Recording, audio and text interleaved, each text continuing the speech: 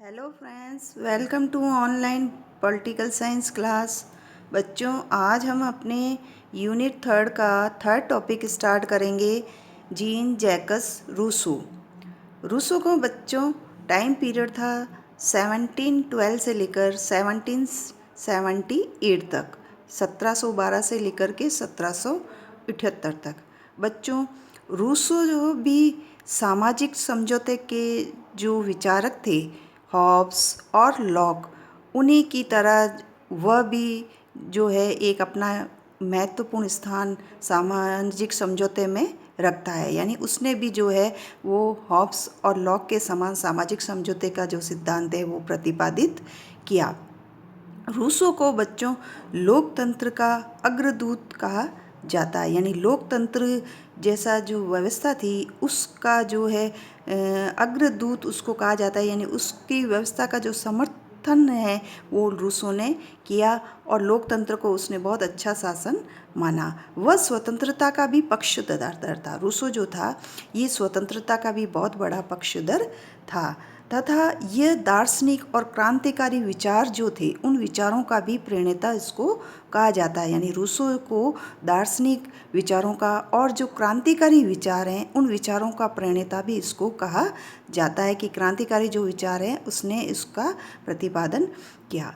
Rousseau का जन्म बच्चों 28 जून 1712 को स्विट्ज़रलैंड के एक जिनेवा नगर में इनका जन्म हुआ था तथा रूसो की मृत्यु 1778 में 1778 में हुई थी।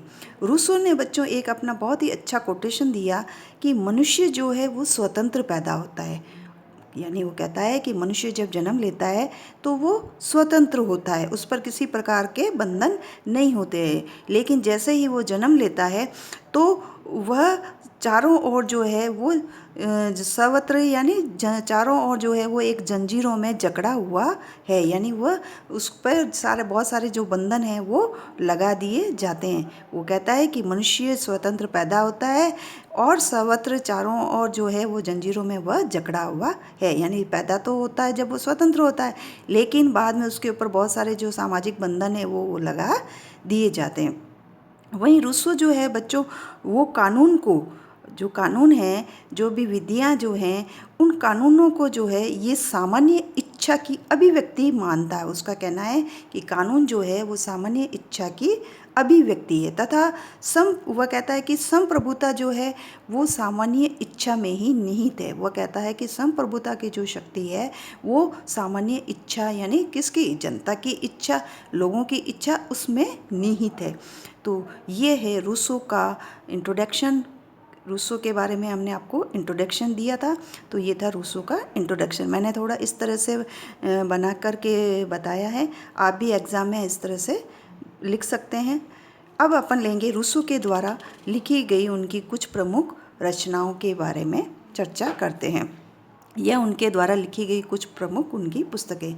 सबसे पहली पुस्तक है बच्चों उनकी discourses on the moral effects of the arts and sciences. ये उनकी प्रकाशित हुई थी पुस्तक 1751 में। नेक्स्ट उनकी पुस्तक है discourses on the origin of inequality 1755 में। और नेक्स्ट है इकोनॉमिक पॉलिटिक्स 1755 में। फिर नेक्स्ट है सोशल कॉन्ट्रैक्ट यानी सामाजिक समझौते का सिद्धांत, सामाजिक समझौता, ये लिखी 1762 में। फिर नेक्स्ट है लेटर्स द लॉ मॉन्टेन, ये लिखी 1764 में। और फिर नेक्स्ट है द ईमाइल, ये लिखी 1762 में। फिर लास्ट है कन्फेशंस। तो ये थी उनकी कुछ 7 प्रमुख पुस्तकें या रचनाएं, जिसमें से उनकी कुछ महत्वपूर्ण जो रचनाएं हैं यानी सोशल जो कॉन्ट्रैक्ट पुस्तक है ये इनकी सबसे महत्वपूर्ण रचना है। द ईमाइल जो कि उन्होंने शिक्षा पर लिखी, रूसो की जो है शिक्षा पर लिखा गया जो ग्रंथ था वो था द ईमाइल। तो ये भी इनकी महत्वपूर्ण पुस्तक है। एग्ज़ाम में कोई भी 2 पुस्तकों के बारे में ज़रूर पूछा जाता है, तो आपको उनकी ये लिखी गई जो प्रमुख पुस्तकें हैं उसके बारे में ध्यान रखना है और उसे याद रखना है। फिर नेक्स्ट लेंगे अपन रूसो के द्वारा प्रतिपादित किया गया या दिया गया सामाजिक समझौते का सिद्धांत। रूसो ने बच्चों अपना जो सामाजिक समझौते का सिद्धांत है वो हॉब्स और लॉक के समान जो है उसने भी सामाजिक समझौते के सिद्धांत है वो प्रतिपादन किया। सबसे पहले वह सामाजिक समझौते के सिद्धांत में जो है वो मानव स्वभाव, मनुष्य का जो स्वभाव है वो बताता है कि उसके समय का जो मनुष्य जो था उसका स्वभाव किस प्रकार था। रूसो ये कहता है कि मनुष्य में जो है वो सद्गुण और दुर्गुण जो है ये दोनों ही गुण जो है वो पाए जाते हैं। यानी वो कहता है कि एक मानव में जो है सद्गुणों के साथ साथ दुर्गुण जो है वो भी होते हैं, यानी उसमें अच्छाइयों के साथ साथ बुराइयां भी जो है वो पाई जाती है। और कुल मिलाकर जो है वो ये कहता है कि मनुष्य में जो है वो सद्गुण ज़्यादा पाए जाते हैं। यानी वो कहता है कि एक व्यक्ति में जो है सद्गुण यानी अच्छाइयाँ और बुराइयाँ दोनों ही पाई जाती है, लेकिन वह कहता है कि कुल मिलाकर अगर हम देखें तो किसी भी व्यक्ति में या मानव में जो है वो अच्छाइयाँ या सद्गुण जो है वो ज़्यादा पाए जाते हैं। वहीं वह अपने कोटेशन के माध्यम से ये कह रहा है कि सभ्यता के अभाव में मनुष्य जंगली था, लेकिन वह दुर्गुणों रहित और सुखी प्राणी था। यानी दुर्गुणों से रहित सुखी प्राणी था, इसलिए वह तत्कालीन व्यक्ति को भद्र पशु या आदर्श बर्बर, जिसको कहते हैं आदर्श बर्बर को नोबेल सेव्स कहा है। यानी रूसो ये कह रहा है अपने कोटेशन के माध्यम से कि जब सभ्यता नहीं थी, जब किसी सभ्यता का अभाव था, तो उस समय मनुष्य जो था, मानव जो था, वो एक जंगली प्राणी था, जंगल में रहने वाला था, जंगलों जानवरों की तरह जो व्यवहार है वो करता था, उसके अंदर बुराइयां थी, दुर्गुण भी थे। फिर भी वह कहता है कि उस समय जो मनुष्य जो था वो सुखी था, उसका जीवन सुखी था। इसीलिए वह उस समय की जो तत्कालीन स्थिति थी, उस तत्कालीन स्थिति में उस मनुष्य को जो है वो एक भद्र पशु का जो है वो डेफिनेशन देता है कि उस समय उसका जो मनुष्य जो था वो एक भद्र पशु था या आदर्श बर्बर था। वह कहता है कि मानव में जो है वो दो मूल प्रवृत्तियाँ होती है। रूसो ये मानता है कि मनुष्य में जो है वो दो मूल प्रवृत्तियाँ हैं वो पाई जाती है। पहली है आत्म प्रेम, यानी उसमें अपनी आत्मरक्षा की जो भावना है वो पाई जाती है कि उसके अंदर उसकी आत्मरक्षा किस प्रकार से हो, तो ये भावना जो है, ये गुण जो है उसके अंदर मनुष्य में पाया जाता है। दूसरा सहानुभूति, यानी वह सहायक, दूसरे के जो प्रति है वो सहायक की भूमि होता है, उसमें सहानुभूति रखता है, किसी दूसरे के प्रति, मनुष्य के प्रति जो है उसके अंदर है वो एक सहानुभूति की प्रवृत्ति होती है कि वह उसकी मदद करता है, सहायता करता है। रूसो बच्चों अपनी पुस्तक जो है सोशल कॉन्ट्रैक्ट, इस सोशल कॉन्ट्रैक्ट पुस्तक में जो है वह कहता है या उस पुस्तक में उसने ये लिखा है कि मनुष्य स्वतंत्र पैदा होता है, लेकिन सर्वत्र वह जंजीरों में जकड़ा हुआ। यानी जब पैदा हुआ तो स्वतंत्र था, लेकिन बाद में वह जो है वो बहुत सारे जो बंधन है, उन बंधनों में जो है उसको जकड़ा जाता है या जकड़ लिया जाता है। यानी बहुत सारे जो है उस पर जो है वो बंधन लगा दिए जाते हैं कार्य न करने के। तो ये सामाजिक उसका समझौते में जो है वो सबसे पहला उसका मानव स्वभाव। नेक्स्ट अपन लेंगे उसकी प्राकृतिक अवस्था, स्टेट नेचर। रूसो कह रहा है कि उसकी प्राकृतिक जो अवस्था थी उस समय, रूसो के समय की जो प्राकृतिक अवस्था थी, तो उस प्राकृतिक अवस्था में जो मनुष्य जो था वो आदर्श बर्बर व्यक्ति था। यानी वह एक आदर्श बर्बर व्यक्ति था और अपनी जो भौतिक आवश्यकताएं, जो उसकी दैनिक आवश्यकताएं हैं, उन आवश्यकताओं की पूर्ति के लिए वो पूरी तरह से आत्मनिर्भर भी था। और उसके अंदर मनुष्यों में जो है वो स्वतंत्रता, समानता और भाईचारे के जो संबंध है वो आपस में एक दूसरे के साथ रखता था तथा उसकी जो प्रकृति की अवस्था थी, उस प्रकृति की अवस्था को वो आदर्श सामाजिक अवस्था कहता है। यानी वो कहता है कि उसकी जो प्राकृतिक अवस्था थी वो एक आदर्श सामाजिक अवस्था थी, जिसको कि वह स्वर्ण काल की अवस्था भी कहता है। यानी रूसो जो है वो अपनी इस प्राकृतिक अवस्था को जो है वो स्वर्ण काल की अवस्था भी कहता है कि बहुत ही अच्छी अवस्था थी ये। उस समय मनुष्य जो था वो आदर्श बर्बर था और पूरा इंडिपेंडेंट था, अपनी दैनिक आवश्यकताओं की, रूटीन वे की जो भी उसकी ज़रूरतें थी, भौतिक आवश्यकताएं, सुख सुविधाएं की जो भी उसकी पूर्ति करने उस समय वो पूरी तरह से इंडिपेंडेंट था तथा आपस में एक दूसरे के प्रति स्वतंत्रता, समानता, भाईचारे के संबंध वो रखता था। और उसकी जो प्राकृतिक अवस्था जो थी वो एक आदर्श सामाजिक अवस्था थी और उस जिससे कि उसने एक स्वर्णकाल की अवस्था इस तरह से उसको कहा है रूसो ने। तो ये थी रूसो की प्राकृतिक अवस्था। अब अपन लेंगे रूसो की जो है वो कि समझौते के जो है वो कारण क्या थे, यानी जो समझौता हुआ था उस समझौते के क्या कारण थे कि मनुष्यों के द्वारा जो सामाजिक समझौता किया गया उस समझौते के रीज़न क्या थे। बच्चों, यद्यपि रूसो की जो प्राकृतिक अवस्था थी उसकी प्राकृतिक अवस्था जो है उसके अनुसार जो है समाज में कुछ ऐसे परिवर्तन हो गए, कुछ ऐसे चेंजिंग आए जिनके की कारण जो प्रकृति की अवस्था जो थी उसका जो आदर्श समाज जो था, प्रकृति की अवस्था का जो आदर्श समाज था उस आदर्श समाज का अंत हो गया, वो समाप्त हो गया या ख़त्म हो गया था। तथा उस समय जो है वो जनसंख्या की जो वृद्धि हुई और निजी जो संपत्ति का उदय हो गया तथा सभ्यता का उदय हुआ। ये सभी जो है इन सभी के कारण जो मनुष्यों का जीवन जो था वो दुख में हो गया, यानी कष्ट भरा जो जीवन तो था मनुष्यों का वो हो गया था और उनमें आपस में जो है ईर्ष्या, द्वेष, लड़ाई झगड़े जो थे वो उत्पन्न हो गए थे। ये भावना जो थी मनुष्यों में आ गई थी तथा समानता व स्वतंत्रता तथा भाईचारे का जो युग था उस समय उसका अंत हो गया और निजी संपत्ति जो थी वो भी समाज के लिए एक अभिशाप बन गई तथा प्राकृतिक अवस्था जो थी वो पूरी तरह से कष्टकारी और दुखों से पूर्ण हो गई थी और चारों ओर अशांति की या अराजकता की जो स्थिति थी वो उत्पन्न हो गई। इसीलिए सभी जो मनुष्य जो थे, लोग जो थे उस समय के, उन लोगों ने जो है वो आपस में मिलकर के एक नया आदर्श समाज है उस समाज की स्थापना के लिए उन्होंने जो है वो एक समझौता किया जिसको कि सामाजिक समझौते का जो है वो कहा जाता है। और उस समय जो है रूसो एक नारा भी देता है, प्रकृति की ओर चलो, यानी जो नेचर है, प्रकृति जो प्राकृतिक अवस्था तो जो थी पहले की उसकी ओर जो है वो वापस चलो, ये रूसो ने नारा दिया था।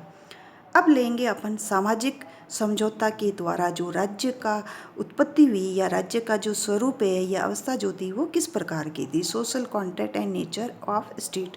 बच्चों, रूसो जो है उसकी अनुसार जो प्रकृति की अवस्था थी उस प्रकृति की अवस्था में जो सभी मनुष्य जो थे वो एक जगह इकट्ठे हो गए, आपस में जो है सभी मनुष्य जो थे वो एक जगह इकट्ठे हो गए और उनमें से प्रत्येक मनुष्य यानी हर एक मनुष्य जो था उसने इस संपूर्ण समाज को, यानी पूरा जो संपूर्ण समाज है उसको अपने जो समस्त अधिकार थे, जो सारे उनके राइट थे अपने, वे सभी जो अधिकार हैं और स्वतंत्रता और जो एवं व्यक्तित्व जो था, लोगों की जो अपने अधिकार थे, उनकी स्वतंत्रता और उनका व्यक्तित्व जो थे वो सौंप दिया। इस प्रकार से प्रकृति की जो अवस्था थी उसका समाज एक नए समाज में जो है वो बदल गया, यानी प्रकृति की अवस्था का जो समाज था वो एक तरह से नए समाज में बदल गया जिसे कि रूसो जो था वो पूर्ण नैतिक और एक प्रभुत्व संपन्न जो नागरिक समाज है अर्थात राज्य जो है उसको उसने कहा। इस नागरिक समाज का जो प्रमुख लक्षण जो था वो क्या था, उसकी सामान्य इच्छा, यानी लोगों ने अपनी इच्छा से जो है वो ये समझौता उन्होंने किया। वहीं रूसो जो है वो उसने सामाजिक समझौते का उसका मुख्य उद्देश्य क्या था, रूसो ने जो सामाजिक समझौता किया था उसके सामाजिक समझौते का मुख्य जो एम था, उद्देश्य जो था वो था मनुष्य की स्वतंत्रता की प्राप्त करना, यानी मनुष्य की जो स्वतंत्रता है उस स्वतंत्रता को प्राप्त करना। रूसो का सामाजिक समझौता जो है वो जो उसकी जो विधि थी, जो कानून जो था वो हॉब्स की तरह ही था, लेकिन उसका जो मूल तत्व जो था वो लॉक के समान था।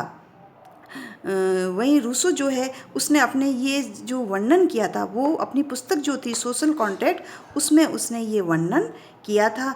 और रूसो कहता है कि सामाजिक समझौते का जो उद्देश्य क्या था, उसका स्वतंत्रता का प्राप्त करना। रूसो जो था बच्चों प्रत्यक्ष और शुद्ध लोकतंत्र का भी समर्थक था, यानी रूसो को प्रत्यक्ष लोकतंत्र या शुद्ध जो लोकतंत्र है उसका समर्थक भी कहा जाता है। तो ये था उसके सामाजिक समझौते के द्वारा जो है वो राज्य का स्वरूप जो था वो किस प्रकार से था। अब अपन लेंगे रूसो के जो है वो सामान्य इच्छा का सिद्धांत के रूसो के द्वारा प्रतिपादित किया गया सामान्य इच्छा का जो सिद्धांत है वो किस प्रकार था।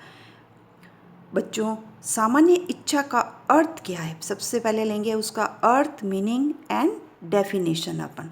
बच्चों, सामान्य इच्छा का जो सिद्धांत है ये रूसो का सबसे महत्वपूर्ण इम्पोर्टेंट राजनीतिक सिद्धांत है। यानी सामान्य इच्छा जो है रूसो का ये सिद्धांत उसके द्वारा दिया गया ये उसका सबसे इम्पोर्टेंट महत्वपूर्ण राजनीतिक सिद्धांत इसको कहा जाता है। रूसो जो है सामाजिक समझौते के द्वारा निर्मित राज्य को ही सामान्य इच्छा कहता है। सामान्य इच्छा किसे कहते हैं, यानी सामाजिक समझौते के द्वारा बनाया गया जो स्टेट था, राज्य जो था, उसको उसने सामान्य इच्छा या जनरल विल कहा है रूसो ने। और उसकी जो सामान्य इच्छा जो थी ये दो प्रकार की उसने बताई कि सामान्य जो इच्छा है ये दो प्रकार की होती है, यथार्थ इच्छा और आदर्श इच्छा। यथार्थ इच्छा यानी एक्चुअल विल।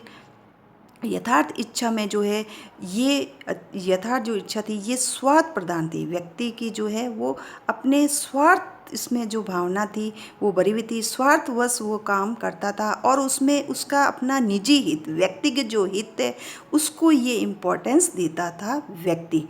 यानी ये कैसी इच्छा थी, यथार्थ इच्छा स्वार्थ इच्छा थी, यानी उसमें व्यक्ति के अंदर स्वार्थ की भावना जो है वो भरी हुई थी और वो अपना निजी हित, व्यक्तिगत हित है उसी को देखता था, उसी को ज़्यादा महत्व देता था। दूसरी है आदर्श इच्छा, रियल विल। इसमें जो व्यक्ति जो था या मनुष्य जो था वो निस्वार्थ इच्छाओं का जो है ये योग थी। यानी ये आदर्श इच्छा जो थी ये निस्वार्थ इच्छाओं का योग है और इसमें मनुष्य जो था वो सामाजिक हित को महत्व देता, न कि व्यक्तिगत हित को। अपने व्यक्तिगत हित की अपेक्षा ये किसको महत्व दिया, इसने सामाजिक हित को। इसीलिए इसको निस्वार्थ इच्छाओं का योग भी कहा जाता है आदर्श इच्छा को। वही बोसांके जो है वो अपने कोटेशन के माध्यम से ये कह रहा है कि सामान्य इच्छा संपूर्ण समाज की एक सामूहिक इच्छा है। यानी जो सामान्य इच्छा जनरल जो विल है ये किसकी सामूहिक इच्छा, पूरे समाज की, जो पूरा समाज है उसकी एक सामूहिक इच्छा है, अथवा सभी व्यक्तियों की ये ऐसी संस्थाओं का समूह है जिसका कि लक्ष्य क्या होता है, सामान्य हित, यानी सामान्य लोगों का हित करना। इस प्रकार से यह एक आदर्शवादी संकल्पना है। उसकी जो सामान्य इच्छा का जो सिद्धांत है वो किस प्रकार की एक कल्पना है, एक आदर्शवादी। रूसो जो है एक आदर्शवादी जो समाज है उसकी कल्पना करता है और सामान्य इच्छा जो है वो गुणात्मक है, न कि मात्रात्मक। यानी रूसो की जो सामान्य इच्छा है उसको गुणात्मक कहा गया है, न कि मात्रात्मक। यानी उसमें गुण उसने हैं देख सकते हैं, न कि उसमें मात्रा जो है वो देखी जाएगी। अब अपन लेंगे रूसो की सामान्य जो इच्छा है उस सामान्य इच्छा की जो है वो क्या विशेषताएं हैं, वे कौन कौन सी सामान्य इच्छा की विशेषताएं। तो यहाँ पर जो है रूसो की जो है 7 प्रकार की सामान्य इच्छा की उसने विशेषताएं बताई है। सबसे पहली उसकी विशेषता है अखंडता, कि रूसो कह रहा है कि जो सामान्य इच्छा है वह उस सामान्य इच्छा को लोगों में जो है, समाज में जो है उसको विभाजित नहीं किया जा सकता, यानी उसको बांटा नहीं जा सकता। तथा यह सामान्य जो इच्छा है ये राज्य को जो है वो एक एकता के सूत्र में उसको पिरो करके रखती है, यानी एकता के सूत्र में उसको बांध करके रखती है। फिर नेक्स्ट उसने विशेषता बताई अदेयता एवं अचूक। वह कह रहा है कि सामान्य जो इच्छा है उसको हस्तांतरित नहीं हो सकती, एक दूसरे से जो है वो आगे से आगे है वो दी नहीं जा सकती, हस्तांतरित नहीं की जा सकती। तथा यह हमेशा जो है वो न्याय संगत और उचित होती है। वह कहता है कि इसमें कोई चूक नहीं हो सकती, कोई भूल नहीं हो सकती, क्योंकि सामान्य जो इच्छा है वो हमेशा न्याय संगत होती है और उचित होती है। नेक्स्ट विशेषता है उसकी संप्रभुता। संप्रभुता जो है वो उसकी कहता है कि सामान्य जो इच्छा है वही सर्वोच्च इच्छा होती है और उस पर किसी प्रकार का कोई प्रतिबंध नहीं होता है, तथा सामान्य इच्छा जो है ये में ही जो है वो कानून का निर्माण किया जाता है। यानी वो कहता है संप्रभुता जो है उसमें जो है वो कानून का निर्माण होता है, यानी सामान्य इच्छा जो है वही कानून की जो है वो अभिव्यक्ति का जो है वो साधन है, या अभिव्यक्ति का जो है कानूनों की अभिव्यक्ति का एक माध्यम है। नेक्स्ट उसकी विशेषता बताइए, स्थायित्व या निरंतरता। रूसो कह रहा है बच्चों अपने कोटेशन के माध्यम से कि सामान्य इच्छा हमेशा से स्थायी होगी, अपरिवर्तनशील एवं पवित्र होती है। यानी वो कह रहा है कि सामान्य इच्छा हमेशा स्थायी होती है, उसको जो है वो परिवर्तनशील नहीं है, यानी उसको परिवर्तन नहीं किया जा सकता, ये अपरिवर्तनशील है और निरंतर लगातार जो है ये चलती रहती है और स्थायी रहती है। फिर नेक्स्ट है लोक कल्याणकारी। इसका उद्देश्य था कि किसी एक अंग का जो है वो ये जो है लोगों का जो कल्याण करने वाली सामान्य इच्छा का उद्देश्य क्या होता है, किसी एक अंग का जो है वो निर्माण नहीं करना बल्कि संपूर्ण जो समाज है उसका कल्याण करना इसका उद्देश्य होता है। रूसो कह रहा है कि सामान्य इच्छा का उद्देश्य जो है वो किसी जो समाज का किसी एक अंग है या किसी एक वर्ग का जो है वो कल्याण करना या उत्थान करना नहीं है, बल्कि पूरे समाज का जो है वो कल्याण करना इसका उद्देश्य होता है। नेक्स्ट है कानूनों का स्रोत। रूसो कह रहा है कि सामान्य जो इच्छा है ये कानूनों का स्रोत है, कानूनों का जो है एक माध्यम इसको बताया है। फिर लास्ट है निरंकुशता, कि सामान्य जो इच्छा है वो सर्वोच्च होती है और निरंकुशता जो है इसके अंदर व्याप्त होती है, तथा वह कह रहा है कि सामान्य जो इच्छा है उसके ऊपर समाज की कोई अन्य शक्ति जो है वो नहीं होती है, यानी सामान्य इच्छा के ऊपर समाज की अन्य कोई शक्ति नहीं होती है, बल्कि सामान्य जो इच्छा है वो सर्वोच्च है और ये निरंकुश होती है। तो ये रूसो ने जो है वो सामान्य इच्छा की जो है विशेषताएं बताई है। तो इस तरह से जो है वो अपने जो रूसो का जो टॉपिक है वो ख़त्म हो गया है। अब अपन करेंगे कि रूसो जो है उसका जो है वो समाज पर जो है या उस पर उसका क्या प्रभाव पड़ा, जो रूसो का है उसका प्रभाव क्या है या उसके जो इम्पोर्टेंस क्या है। कि सबसे पहले इम्पोर्टेंस ये है कि ये लोकतंत्र का समर्थक था, इसका महत्व यही है कि और या प्रभुसत्ता के सिद्धांत है उसका उसने एक नया रूप दिया था, तथा राष्ट्रवाद के विकास पर जो है वो इसका बहुत बड़ा प्रभाव पड़ा है, और ये अन्याय के विरुद्ध क्रांति करने की जो प्रेरणा है वो भी इसने दी, तथा ये आधुनिक आदर्शवाद का जो है प्रेरक भी इसको कहा जा सकता है। तो ये कुछ इसके जो है महत्व है रूसो का। तो इस तरह से अपना रूसो का जो टॉपिक है वो कंप्लीट हो गया और पूरा 3rd यूनिट भी इसके साथ ही कंप्लीट हो गया।